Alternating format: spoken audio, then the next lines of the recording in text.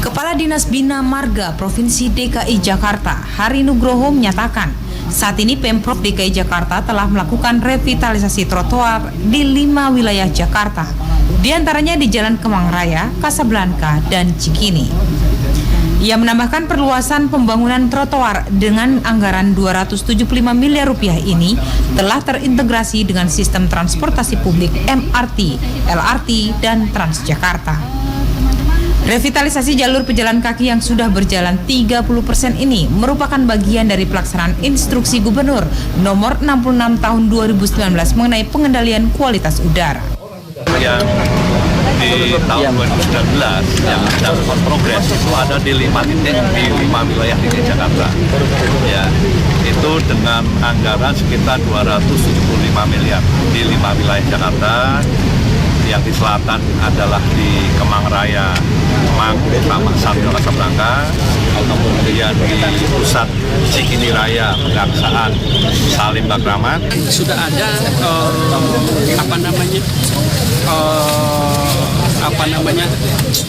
pedestrian bridge yang dibangun.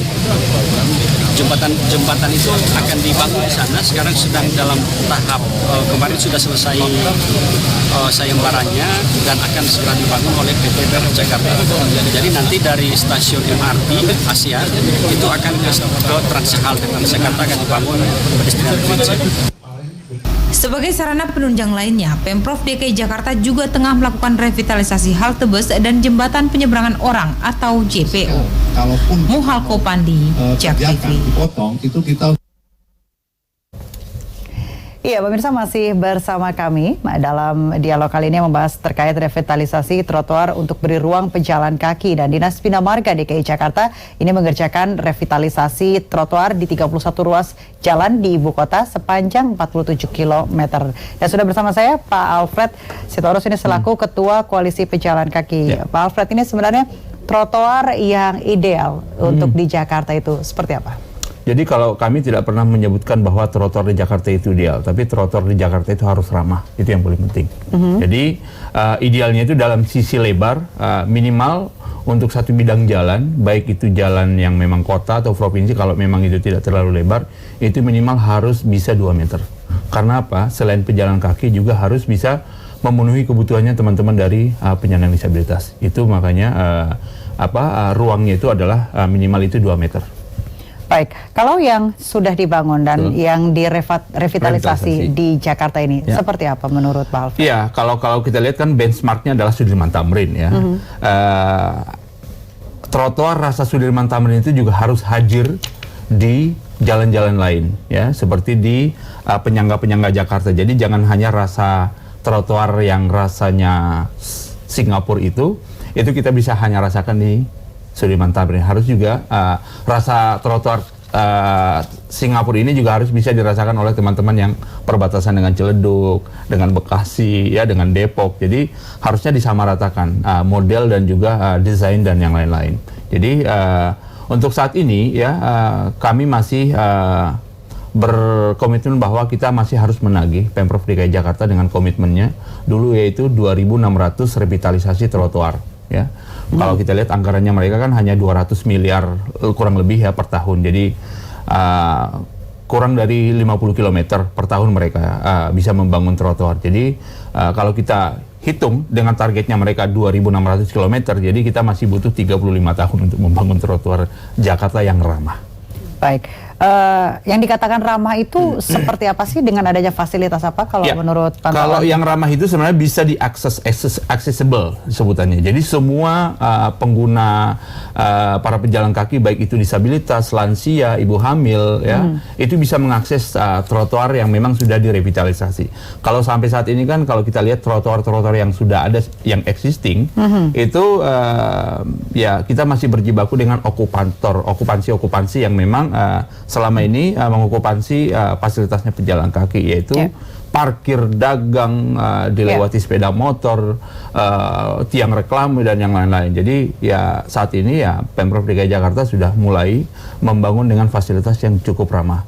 Ramah di atasnya dan ramah juga di bawahnya, karena urusan utilitas juga masih menjadi PR kita sampai saat ini nggak bisa teratasi. Jadi kabel malang melintang di mana-mana gitu, padahal harusnya itu bisa dibenahi dengan ada satu leader yang memang bisa mengkomunikasikan antara telekomunikasi, utilitas-utilitas yang ada lah. Tapi sampai saat ini kan masih ekosektoral, antara telekomunikasi, listrik dan yang lain-lain tidak bisa bersama-sama untuk membuat utilitas itu di bawah trotoar.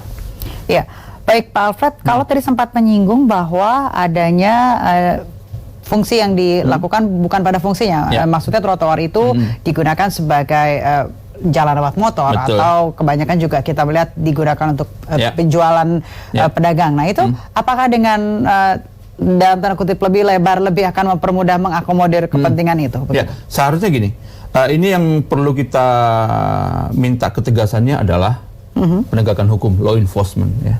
Jadi ketika law enforcement ini lemah, ya bukannya tidak ada lemah, ya disitulah pejalan kaki sudah dikasih ruang yang nyaman, trotoarnya berwujud ramah, tapi pejalan kakinya belum mendapatkan garansi keamanan. Gitu loh. Nyamannya trotoarnya sudah berwujud, sudah bagus gitu ya, tapi amannya itu kan belum tentu. Karena apa? Masih dipakai sepeda motor, masih dijadiin parkir, masih dijadiin pedagang kaki lima. Tapi yang paling penting sebenarnya pejalan kaki itu tidak alergi sebenarnya dengan pedagang kaki lima. Yang penting adalah tempatkan mereka di lokasi-lokasi yang memang bisa berjualan. Jadi tidak melanggar regulasi-regulasi yang sudah ada sekarang. Pakai undang-undang lalu lintas ya. Dan sekarang juga Perda Ketertiban Umum pasal 25 ayat 1 tentang perizinan pedagang kaki lima di atas trotoar sudah dianulir oleh MA gitu ya. Jadi saya kira juga ini perlu juga kita sama-sama menghormati produk hukum yang sudah berjalan saat ini. Baik, sejauh ini apakah memang pedagang kaki lima ataupun motor itu sudah dirasa sudah cukup dengan penegasan yang ada seperti razia dan lain-lain begitu Pak? Saya kira perlu multi stakeholder ya untuk bisa memberikan edukasi ya, karena untuk sampai saat ini kan tidak ada efek jera tadi ya. Karena kesannya berulang seperti kejar-kejaran saja, habis dirazia besok hilang, seminggu kemudian ada lagi begitu karena kan? Gini, masyarakat kita itu yang masyarakat plus 62 ini kan sebenarnya ketika ada celah hukum yang bagi mereka untuk melanggar, ya pasti akan melanggar. Karena apa? Kurang tegasnya tadi si penegakan hukum tadi. Ketika penegakan hukum itu tegas dan konsisten, saya kira juga masyarakat juga akan berpikir ulang gitu dengan denda, hukuman dan yang lain-lain. Tapi ketika ada masyarakat yang patuh, itu juga perlu patut diapresiasi. Jadi jangan hanya menghukum saja gitu ya, tapi juga perlu patut dikasih apresiasi ataupun semacam reward bagi mereka.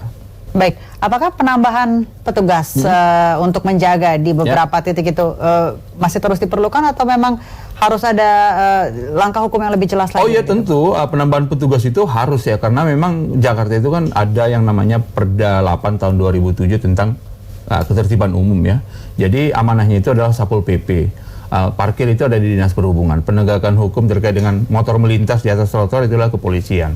Jadi ini sebenarnya penegak hukum ini yang sebenarnya yang tiga serangka ini harusnya melakukan penegakan hukum yang memang secara masif di DKI Jakarta, baik di trotoar yang lama ataupun trotoar yang baru. Baik, kami harus jeda sejenak Pak Alfred, jangan kemana-mana pemirsa, tetap bersama kami di JAK TV.